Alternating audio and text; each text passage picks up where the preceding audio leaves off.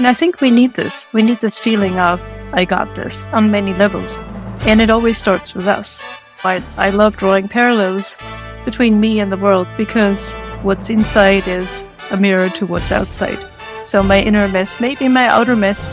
And in my case now, my menopause spills into many areas. Cue music. Places, everybody places. We're starting in 3, 2. Welcome to the Autoimmune Hour, where we look at the rise of autoimmune disorders. I've brought together top experts that range from doctors, specialists, nutritionists, researchers, and even those recovering from autoimmune to bring you the latest, most up-to-date information about autoimmunity and how to live your life uninterrupted. Thank you for joining us here on the Autoimmune Hour with Sharon Sayler. Always seek sound legal, medical, and or professional advice regarding any problems, conditions, and any of the recommendations you see, hear, or read here on the Autoimmune Hour, Understanding Autoimmune, and Life Interrupted Radio. Join the Autoimmune Hour's Courage Club. Sign up now at understandingautoimmune.com. Now, back to your host, Sharon Sayler. Welcome, everyone, to the Autoimmune Hour. I'm Sharon Sayler from SharonSayler.com and, of course, from UnderstandingAutoimmune.com, where you'll find over 460-plus episodes of the show.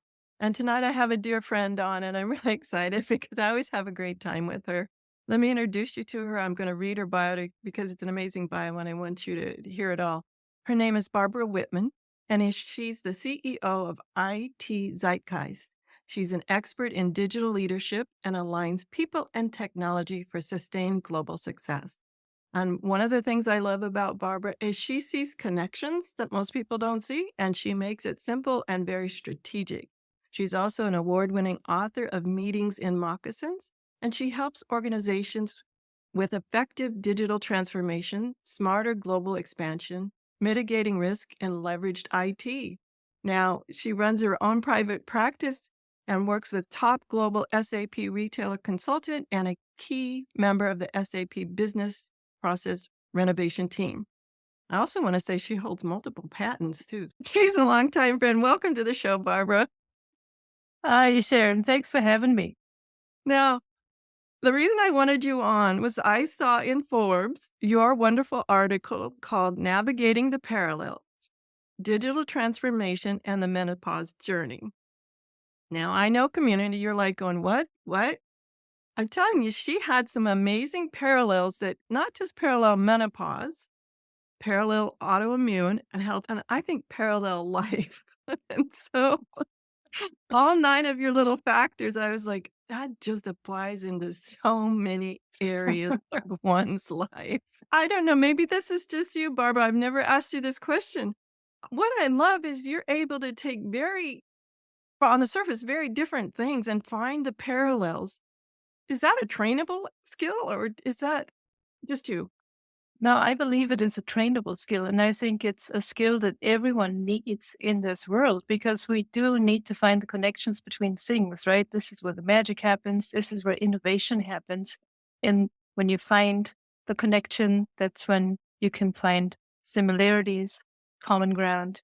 You can start talking. Connecting things that may not be connected at first sight kind of jolt people awake, right? You get their attention. And that's what I love doing. And that's what you're really skilled at. And what I love, and I'm thinking about it, is as I'm trying to draw parallels to things, it often releases some fear inside me. Oh, I was able to do that over there, and it's very similar to what I'm being challenged with over here.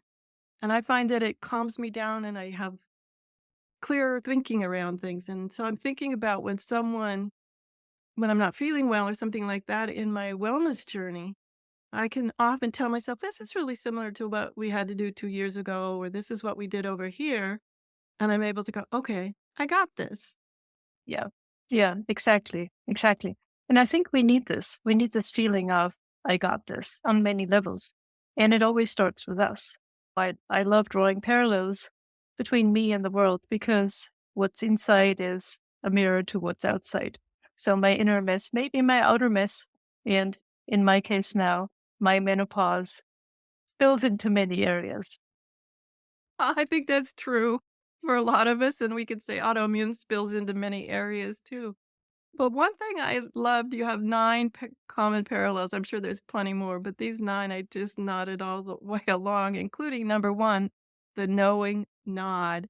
And I have to read this, guy, so I have to get in close to the screen. Oh my goodness. And that's the part of the menopause aging thing too. You have to get closer to the screen, right? Both digital transformation and menopause have become buzzwords, and when brought up in conversation, everyone seems to nod knowingly. However, truth be told, until you're in the thick of it, you're in the whirlwind of surprise and confusion. And I love that. That's so true. There's this sort of, as I mentioned and we talked about a moment ago, this knowing nod, or this is similar to, but I wanted to talk to you about the whirlwind of surprise and confusion because that really intrigued me. One of the things I teach when I'm doing my communication work is that surprise is usually the enemy of competence. My longtime mentor, Michael Oh, Grinder, always used to tell me, whatever you can do to alleviate surprise makes you much more competent.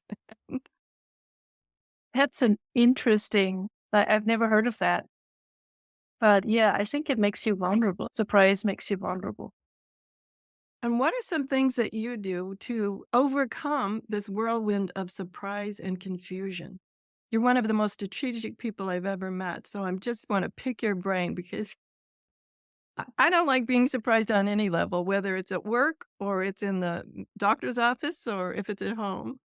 So first of all, I'm trying to understand things, right? I'm loving digging into things about me and uncovering new stuff that I didn't know. So when my body is doing odd things, I'm like, wow, that's interesting. I'm trying to look at it with a positive angle. Because if I say that is super annoying, I'm going into the self-hate spiral and I really don't need this. I can find many other reasons to beat up on myself. So I need to look at the positive thing first. I always look at it, wow, that's interesting. And then I'm like, I wonder what's behind it. So I go into surprise with curiosity. And this is a childlike feature. And I love watching my little nieces exploring the world, and I can learn so much with them, right? We've totally forgot it, especially once we hit a certain age. It's like the whole exploration thing is done with. So we need to uncover and get back to it. That's also how I look at my work. I could go into projects when I take them on and I can say, what a mess, right? Or I can look at it as an amazing adventure and layers of treasure hunting. I love that. Layers of treasure hunting. That's fantastic. And I did not know this about us. We've known each other for quite a while. I have this little file in my head called the Isn't That Interesting file. And when I don't understand something, I just file it in the interesting file until I can figure it out. Yeah, yeah. And I also have to say, the knowing nod is one thing, but it gets even worse, especially with this whole term of menopause or other buzzwords. People sweet talk it. I don't know what it is about selective memory. It's either like you're going to get through it, right? Suck it up. Yay. Or they say, oh, it wasn't an issue with me. Never. I hear that with autoimmune too, especially if from medical professionals who may think they're experts in it but have never lived it. A lot of this, oh, it's not that bad, or the side effects are not that bad, and you come back later and lost all your hair or something. It's Yeah. like, let me choose my side effect. Yeah. So yeah, I think that knowing nod is interesting to me. Is it a real knowing nod, and you as you begin to know someone, you go, yeah, they really get it, or is it just a nicety where someone just brush off? It's covering up because a lot of people would be like, boy, I don't get it. Can you explain it to me?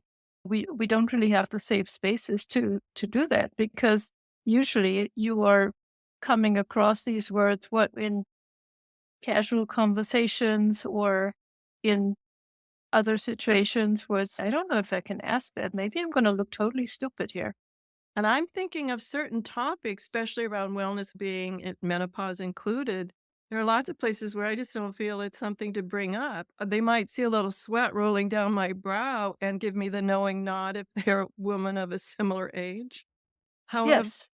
it's not really brought up like, shall we go for a walk out on the balcony to cool off or something like that? It's interesting how there's this knowing nod, but not a deeper recognition or a deeper connection of, do you need help? Are you okay? Will you be okay or whatever? And I really get cranky when people try to tell me how their journey was, oh, it's no big deal, whether it's menopause or autoimmune or pregnancy or whatever it is. You get these people like, oh, I sailed through it. Or the other side is the absolute horror stories where they tell you that it was a decade of no sleep and constant sweat. And I was in a meeting this week and a group of people, this one guy comes in and he says, "Hey, I just want to give you a heads up.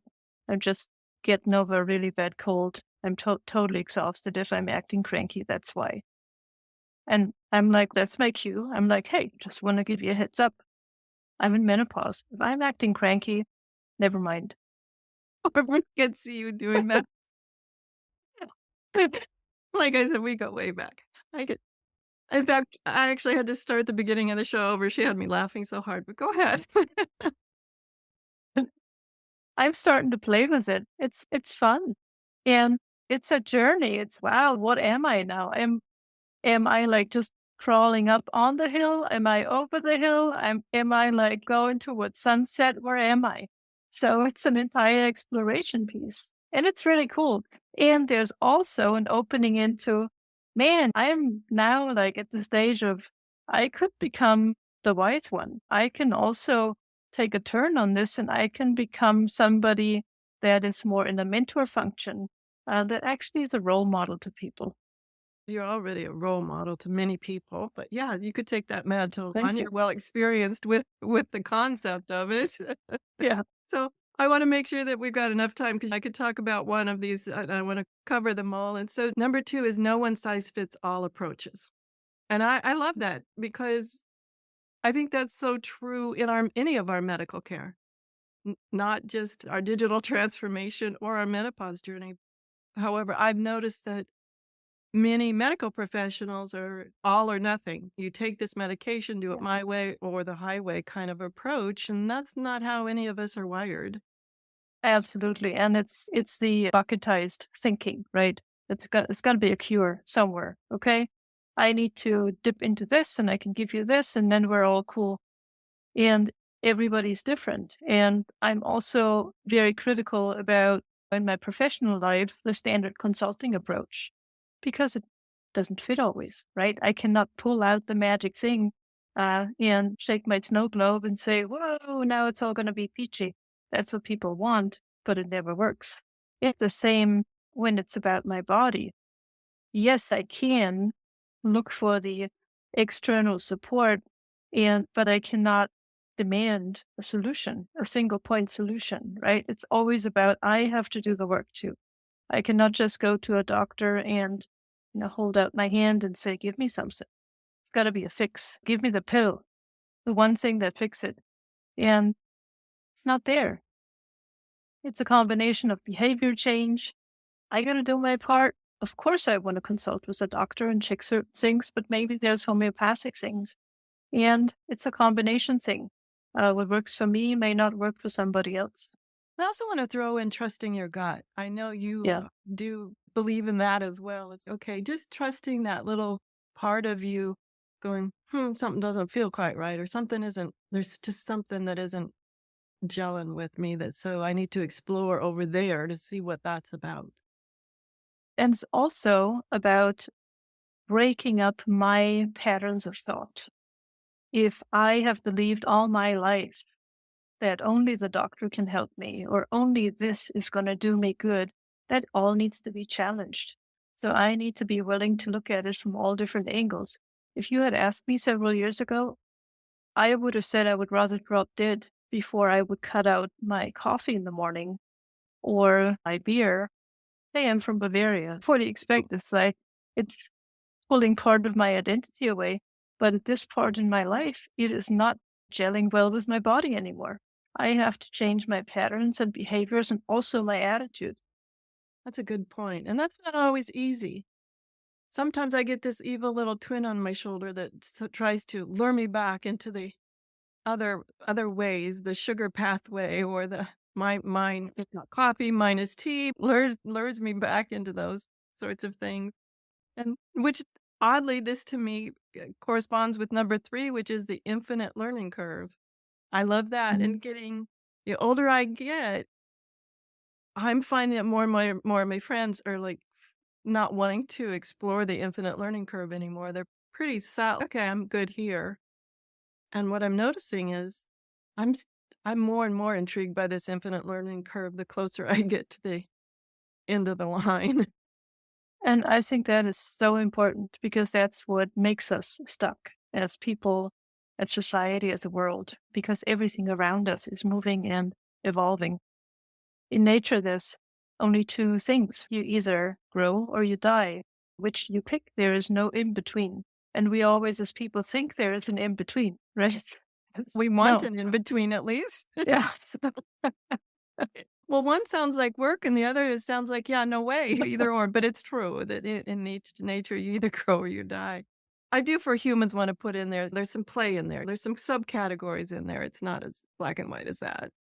Now, this one is really important to me, and the correspondence I see with it in the autoimmune. This happened early on when I heard the word dermatomyositis, which is one of my diagnoses. I didn't know what the word meant. And number 4, you wrote overwhelmed by data. Mhm. And I made the mistake after I heard the word and left the doctor's office because I think my ears closed up. I heard a word, their body language was pretty solemn, so sorry kind of thing. I think my ears closed up. So what do? I go to Dr. Internet right away. Well, I was immediately overwhelmed by scary statistics and all sorts of things that, with that diagnosis, this number of people develop this and that. And I'm just like, that was scary. And I don't think that was wise. And I didn't think about being overwhelmed by the data. I was overwhelmed by the need to know what does that word mean to me. right. And then it's the question, how much do we dig into it? And Dr. Google is a fun companion, but boy, if you are in a shaky spot and you're vulnerable as it is, not really helping. So it's about being selective, right? What is the data I'm filtering out and what is really supporting me? Because otherwise it can be crushing. Typing in menopause, all sorts of things come up that you have brain fog and you read about people that could not work and function anymore. It's oh my God. No, I know it's similar to many things where all of a sudden the worst horror stories come up, or the worst sort of what I'll call fairyland stories come up too, which maybe if you're lucky that you don't have any experience whatsoever and you breeze through it, great for you, but that's not how the majority of the people on the bell curve go through it. And also on the other side of the bell curve, maybe you've had the most horrendous and check off all of the symptoms on every checkbox.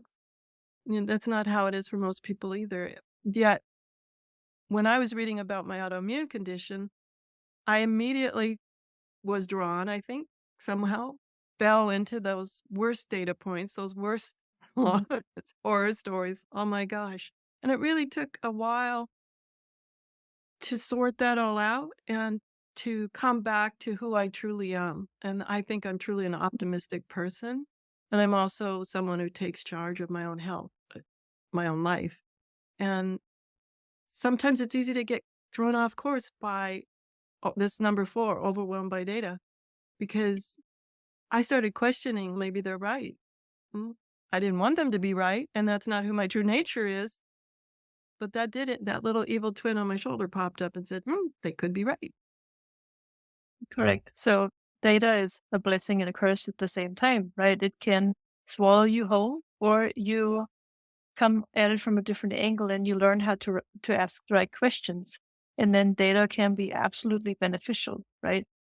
If you are coming in and asking Dr. Google about dietary changes to avoid menopause symptoms, then it actually is super helpful. Yeah, it's knowing the right question. But I think Yeah. that's true of all life. The better the question, the better the output, the better the outcome, the better the knowledge, the better the Yeah. question. This is fantastic. It just molds right into number 5, partial truths. And I found that oftentimes with partial truths, especially in a medical diagnosis, it's not like there was an untruth. It was more of a unknown. I don't know. My own private personal health care provider, the MD, the overall family practitioner, he knew enough to diagnose us and send me to a dermatologist, but he'd never seen a case himself. So it wasn't that it was an untruth, but he only had part of the truth. And I found that part equally interesting of taking the way the black and white thinking of mine of it's either untrue or true.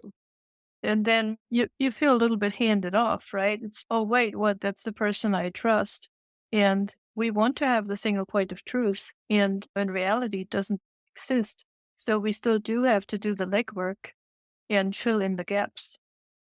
It doesn't mean that people are not qualified or anything, but they do just have a certain angle of the truth to the problem, right? And it's on us to find all the pieces and then put it together. And then you can go back and you can ask different questions.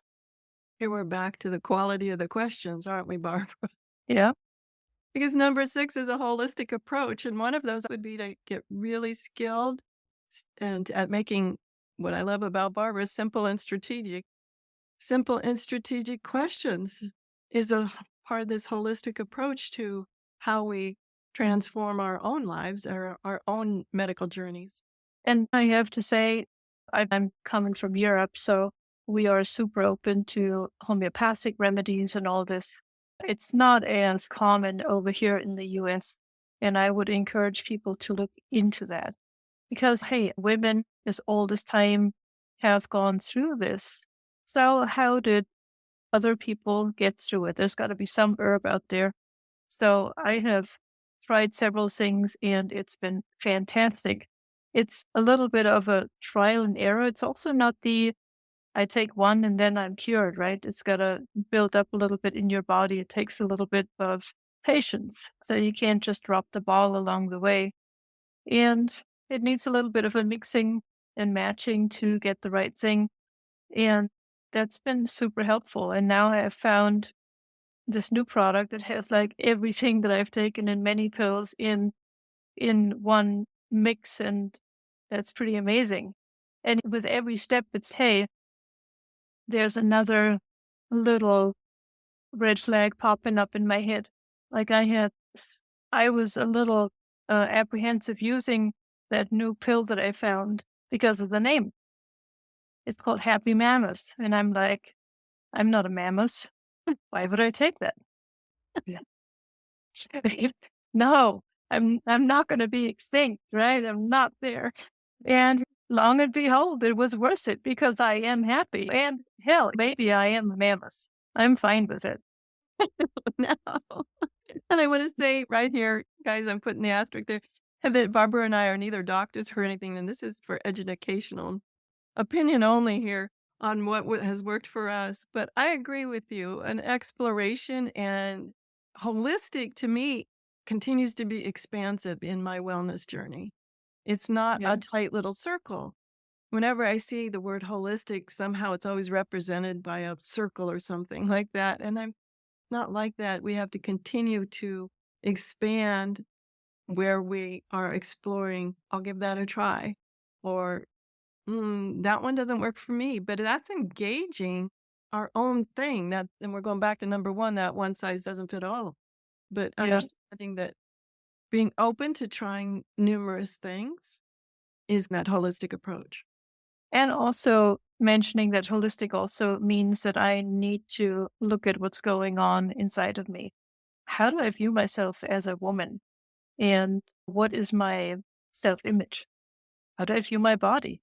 Do I really love myself? So holistic also means I got to do some digging. Absolutely.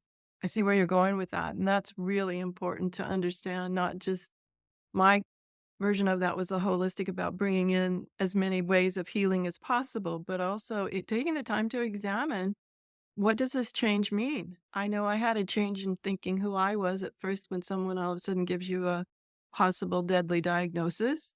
You start thinking about yourself different. And there's a lot of baggage around the word menopause as well, and all these different words. And what are our preconceived notions about all of these different words? And what does it mean to us about us? And what did we grow up with? There's always a preconception of what was handed down to us, right? And do we need to redefine that and repurpose it into a more positive way? We need to take a quick commercial break, and when we come back, we'll talk to Barbara about the remaining, I think we have the remaining 3 and whatever else enters our mind. So we'll be right back. The Autoimmune Hour will return after these messages from our sponsors.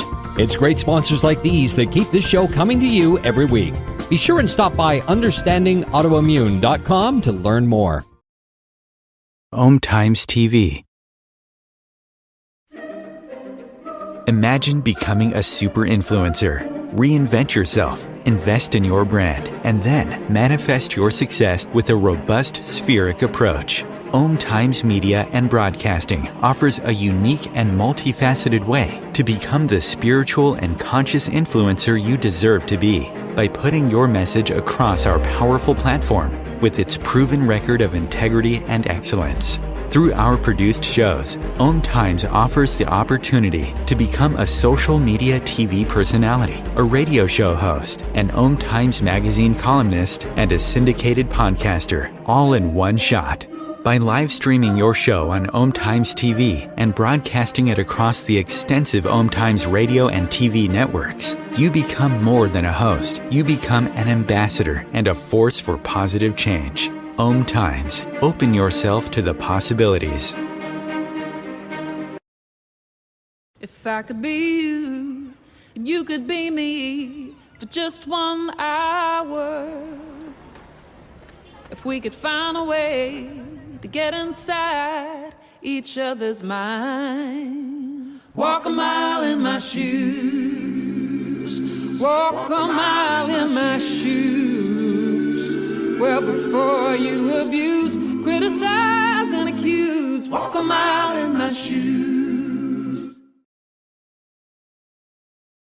Welcome back, everyone, to the Autoimmune Hour. I'm here with the amazing Barbara Wittmann. She's a longtime friend of mine.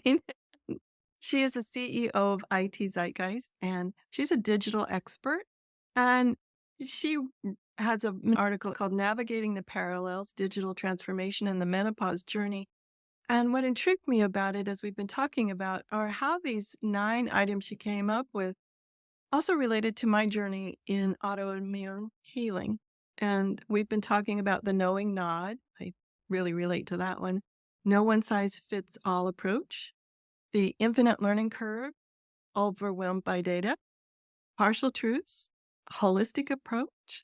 And when we had to change there for the quick commercial break, the number 7 we come back is embracing change. To me, menopause is a word that's charged with change. When I first heard the word, and Sharon, you're in perimenopause, I had a lot of stories behind that, a lot of metaphors I'd heard and made up or collected somehow. I had just a horrific idea of embracing the change that was happening was going to overwhelm me. That was my view of that. It's not really tainted with positive things, right? And we hear the word and it's all sorts of pictures are popping up in our head. But I think what we need to always remember is to piece these words apart. And one word is in there hidden that is lost, and that is the pause, right?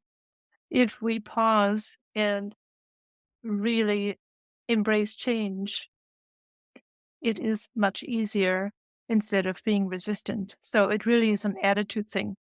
How do I look at it? It's inevitable, right? I cannot push back on it. I can, but then it's going to be very unpleasant because my body is going to fight me tooth and nail. Do I want that? So embracing change and really leaning into it with the prospect that on the other end, I may come out as maybe a little bit wiser, a little bit more mature, and maybe a better version of me. It's a pretty good outlook. That is, and I want to take the word maybe. I'm just going to have that. I'm coming out the other side as a better version of me. How's that? Yeah. Thank you. See? Yes, absolutely. I had a question mark in there. No good. Yeah. What I think about embracing change is constant. And it's just somehow this word menopause or any sort of medical diagnosis to mind is so charged with negative news and sadness and all of that, that it really, to me, and when you think about it at the 30,000 foot level, change is change. It's just how Yeah. you adapt to it. Yes. Yeah, absolutely. And it's how you adopt to it and what is the story attached to it. Adoption is one thing, but what is the storyline that keeps going in your head repeatedly? And how can you change that storyline? And that's when it gets interesting. How do you change your storyline? The chatter in my head is like restless, ever going, right? And I do know that with the chatter in my head and with the thoughts, I do create my reality. So it is all about implementing better habits and changing these things. So I work a lot with affirmations. And this to me is a daily thing I do. And I recorded my own affirmations whenever I have time. I do listen to them, and it's a 10-minute thing and it keeps going. And it's all about you got to repeat it many, many times. You got to repeat it to believe it. So you just got to overpower all the other story points. I like that you recorded your own voice. Oftentimes, when I'm trying to listen to someone else's meditation, and I know on the show I sometimes have meditations in there, but I understand that there's a slight disconnect whether I want to hear my own voice or I don't want to hear my own voice. Personally, I like hearing my own voice and my own affirmations and meditations. And yet, it's an interesting thing about recording your own voice or having someone else record your affirmations is knowing that about yourself. Is it an Yeah, outing that you appreciate, or is it the internal and hearing your own voice that is soothing to you? Which one is more soothing? it's got a very different effect. The other thing that's super powerful is if you look in the mirror and you read your own affirmations, if you realize that when you watch your whole body gesture and your facial expressions, am I really believing what I'm reading? I can do better than that. There are a couple of tricks. Yeah, there are a couple of tricks. And it brings up an interesting thought in my mind of one of the things I use in my communications work is when people need to video themselves, they're very critical and they're like, no, I don't want to see it, or all that kind of thing happens. One of the things I like to do is have them coach that person on the video. Yes, it's themselves. Yes, it's them. However, coach themselves in third person. So I always say, watch your video as you, and you can be as critical, like, what was I thinking? My hair, gosh, the camera really does add weight, whatever it is. Say all of that out. Be as critical as you want. And then rewatch it. And by the third time or so that you're watching it, it's becoming normalized in my mind. That might not be the right word, but it's becoming normalized. And then coach yourself in third person. And I find that so helpful in embracing any sort of change. If I was to coach Sharon, I would tell her to fill in the blank, breathe deeper, take a 5-minute break, set the timer so she's up Yeah, every hour and walking for 10 minutes. And it's helpful right. sometimes when I talk to myself in third person. It is. And the affirmations sound peachy or coaching yourself in third person, but then there's always layers underneath, right? What is the root cause that some people don't want to see themselves on video or something else? It's like there is an underlying belief that keeps them small. So where the fun starts is digging a couple of layers deeper and really see what is my belief about a certain thing. Sticking with that example of menopause, be truthful to yourself. What pops up? I am an old woman. That could be a belief, right? How do I change that? How do I put an affirmation on top of that that I'm still beautiful and amazing? I like that. And you're right. Menopause is one of those words that is really loaded with a lot of stories, not just my own story, but I've learned it from my mother line too.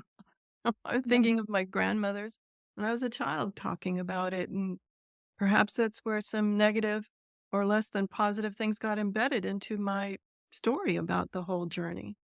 Yeah, totally. Totally. So it's like plugging weeds in the garden, right? You plug one out, but then naturally something else wants to grow. If you don't fill it with something positive, the same thing grows again. It's an interesting concept. So you have to plant something positive in its place. You know what, though? I'm totally nodding along and agreeing with all of this. And I'm like going, oh my goodness, part of me just goes, oh wow. It's- It can be overwhelming. I think the wellness journey can be overwhelming, and giving yourself some space and grace to to move through it. But we're coming back to decoding the word, right? And let's not forget that pause always, right? Because we just need to cut ourselves some slack every now and again and say, hey, no, I just want to gotta be nice to myself. This isn't planned, but I find it so fascinating because we're down to number 8. And as I'm looking at number 8, it says completion time varies. And that is so true. I have friends that have started it very early and left it very late, and others who breeze through it no matter what they'll tell you was no time at all. To me, that is an ideal place to put that, giving yourself some space and grace to move through it. And again, I can compare myself with others all day long, like with anything in life. And I can be resentful and be jealous and whatnot to say, what? Why did this one do it in 1 year? And I'm still, what did I do? Bad karma or something that could totally mess up the entire journey. Or I could say, hey, I'm a unique human and I can do it in my own pace. I think we can say that about everything in our life too, and not Yeah. comparing ourselves. The older I get, the less I care about comparing myself. I know when I was younger, high school age, all of that, that's almost like a comparison party. But yeah, it's just, I don't really care anymore, which I don't know. Is that a sign of getting older? I just don't really care. I think that's a sign of feeling confident in who we are. And that is a fun side effect of accepting the aging journey and really embracing it. And yeah, what people don't realize, if you start comparing, you lose so much energy. If I keep looking left and right, it's draining. It is draining. And it's also a time waste because I'm like, if you come out of that, okay, I've just spent the last 10 minutes ruminating on left and right. Then I could have been doing something fun for those 10 minutes. Time becomes more important as I've gone through the menopause journey. Time has become more important. And I don't know if that's just seeing family members, the little ones grow, and all of those time changes, and me being able to go, oh gosh, I remember what it was like to be in first grade, sixth grade, graduating college. And my mind, a lot of parts of my mind don't have a time frame. It's almost as if I'm right there again, and which I find fascinating about the mind and how it relates to time. I've also gotten more picky about who I spend my time with because I definitely don't want to sit with people and have a cup of coffee and say, oh, right, the night sweats. Do you have those too? And so I don't want to, at this point in my life, I don't want to talk about problems so much. I want to talk about solutions. I want to talk about how to make this a joyful ride. Absolutely. Absolutely. And then number 9 is the importance of support. Interesting. Mhm. We're just talking about friends and coffee. So the importance of support. That to me is a critical one, to have a large support network. Part of me always says that it's important to have more than one at least, because I don't want to overwhelm the other one or make them feel like that's their job now or something like that. And I certainly don't want to fall in the trap of allowing that to happen. It's getting support. What I mean by that really is a peer network. Sitting with friends is one thing, but then if you are sitting with peers, it's a slightly different purpose, right? It is a different quality of conversation because you are really exploring how you can grow together. And it's not about how to keep each other small or the chatter about talking about people and not about solutions. I'm also very selective at this point. How do I get my support network going and what kind of people do I surround myself with? And if we go by that theory that we become who we're hanging out with, dang, I got to do better. I think, You're excluded, okay? yeah, okay. Good. I can stay in the circle. Okay, that's good. Got me a little nervous there, Barbara. But no, it's true. I think about the people I hung out with going all the way back to college days, high school days. I don't see those people anymore. Yeah. It's just whether it's a bad thing or a good thing, I don't know, but I don't. I think the importance of support to me is also understanding how we can support ourselves and where do we need other support, and giving voice to it, having honest conversations with people, because The last thing I want as I age, and this goes beyond menopause, I see it in my elders, is to make some one person think that they're responsible for my care and only they can do that or something like that. That's something I think about a lot, is the importance of support and having a strong network, but also then extrapolating that out. And what kinds of support do you need now, and what kinds of support will you need in the future? Which goes back to asking the right questions, right? There we are. I said that about my work, and every time something's usually gone wrong, I think we could have asked a better question there to find that one little surprise moment out before this all started, right? So yeah, but that I like that because it talks about the diversity of people in the support network, right? That each brings a different angle to it. So it all becomes a big pie of things. And there's also an element to it of course I want to share things that are near and dear, but I need to feel like I'm in a safe space. Absolutely. And then one thing came to my mind as we were talking, because we've been friends a long time, was how can the importance of support on our conversation right now has just been about, I'll say about the internal, like me, kind of thing. What about the question of how can I be a better support for my friends, family, and peer network? What is the external part of that? How do I become a better support Yeah. for those that are walking alongside me? That's a really important question. And you know what? I think we ask it not too often. What would happen if we were actually going to ask those who are closest to us and say, hey, you've done so much for me. How can I support you? That's a great question, a starter question. But part of me, my first response, Barbara, if you asked that over coffee sometime, no, I'm good. I think I would brush it off. I would have to really stop, and I'd say, thank you. I appreciate, or something like that. Wow. But I fully agree. And it's our natural defense mechanism, right? We only go so far and we only show so much about ourselves. But I think it's also about creating the intentional space and really saying, hey, to a close group of people, let's meet once a month for the purpose of bringing what we need solving right now. And we can use the minds of the many to figure out a solution. So I think it's also about creating intentional spaces where we can ask questions and where we can go just a layer deeper. And we're back to that question of safety that you mentioned not too long ago, is finding those support communities, support people, and cultivating that place where trust and safety is really paramount, really the one of the driving values behind it. Right. I don't know if it's as I get older, or I don't know if it's because of technology, that when I first opened my first business in my 20s, all my clients were local and my community was local. And now, as through various businesses and opportunities and things and data, I'm pre-internet. So I remember the old days, so to speak. Yeah. Building those communities and finding those communities. In your experience with technology, and I know this is the person to ask, is it easier or harder? Because my friends like you are around the world now. Yeah. It's a yes and doing a lot of Zoom meetings and Teams meetings. There is a connection, but it's different. I think we need to mix things up.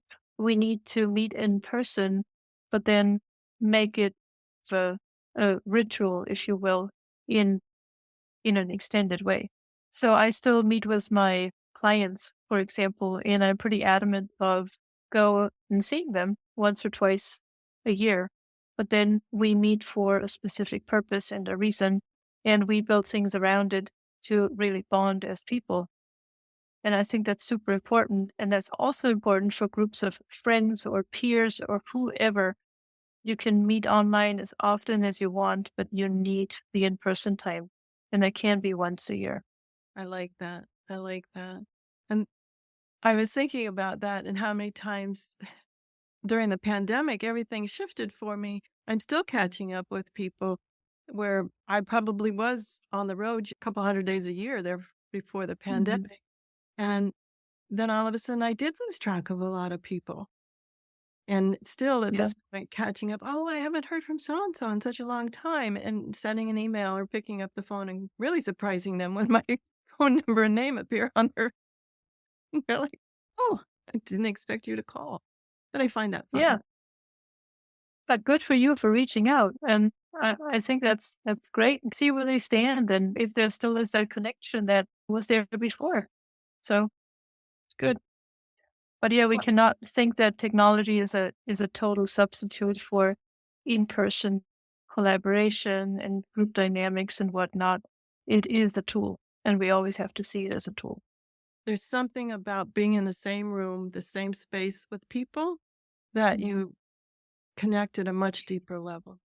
And you and I have been in the same space numerous times, and so I love seeing your face, and I can almost feel that connection that we have when we're in the same room together. And yet there's still this, oh, I can't hug her from here. I can't hug her from here. But we can send air hugs, right? We can. We're just down to the last couple of minutes. I know I've asked the majority of questions, but what would you like to share that I haven't touched on? We touched on a lot of things, and I love the red thread that kind of emerged from it. It's like it kept going in waves, and I'm learning a lot of things here. And I'm learning that it's all about asking the right questions, right? So I got to sit with that a little bit and reflect on it once I get off this call. But it's been really fun. And the only thing I can encourage with people is use what's going on with you and reflect it into your professional and personal life. Make it a scavenger hunt. And what I discovered is what's going on for me in menopause is totally reflected in what I'm dealing with in a work environment. It may be a very strange connection, but at the end of the day, it's exactly the same thing. So what I figure out about myself, I can bring to my clients as a benefit, right? So it's a yin and yang kind of thing, and it goes back to this whole theory that what's within us is around us. So it is all a fun journey, and it all depends on the angle. And one of the things I admire and adore about you, Barbara, is how comfortable you are with sitting with yourself and pondering yourself and choosing ways to enhance and improve and expand. It's just amazing. I love how your mind works, my dear. I'm almost 50 and I'm starting to love myself. Who would have thunk? Good. Bravo. Bravo. We're out of time, Barbara. Thank you for joining us. I really appreciate this, and I love the article. To me, it was much more, I could see so many approaches to life in it and understanding that it's really not all that hard. I think it's a lot harder in our minds. We make it a lot harder than it really is. It was great being with you, Sharon, as always. And we had some good laughs and we had fun along the way, and yay. And that's the most important part. Good laughs and fun along the way. Everyone, that's Barbara Wittmann, and she's CEO of IT Zeitgeist. And I'll put her bio up on the show notes as well.